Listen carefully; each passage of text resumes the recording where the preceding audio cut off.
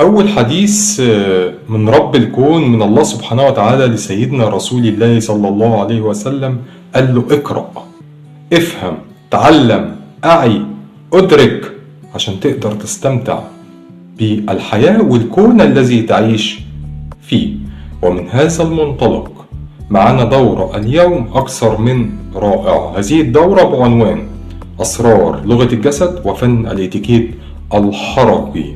هذه الدورة أكثر أهمية في الوقت الذي نعيشه الآن، لأنها مهمة جدا في الجانب الروحي وفي الجانب المادي وفي الجانب الوظيفي وفي الجانب الاجتماعي وفي كل جوانب الحياة بمعنى الكلمة. هذه الدورة هتدرس فيها أسرار لغة الجسد، أحدث ما توصل إليه العلم في هذا المجال.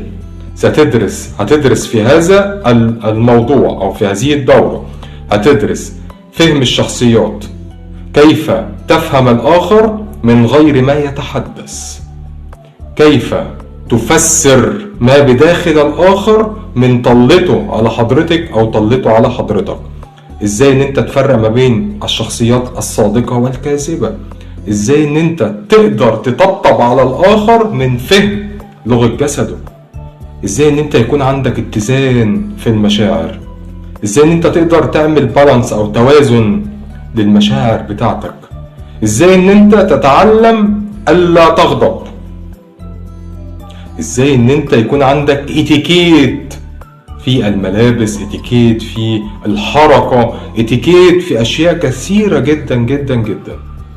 الدورة مهمة جدا، والدورة معمولة عشان خاطر مواجهة الجشع لدى البعض في ارتفاع الأسعار للدورات التي تقدم. الناس عايزة تتعلم، فمن هذا المنطلق بقدم هذه الدورة المهمة جدا.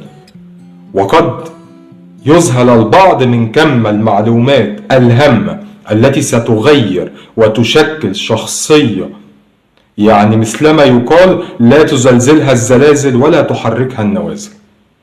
من منطلق اقرأ، هذه الدورة اتعملت. كل ما عليك ان انت هتحجز عن طريق الرقم اللي موجود على الشاشة ان شاء الله، واللي موجود في الاعلى لهذا الفيديو.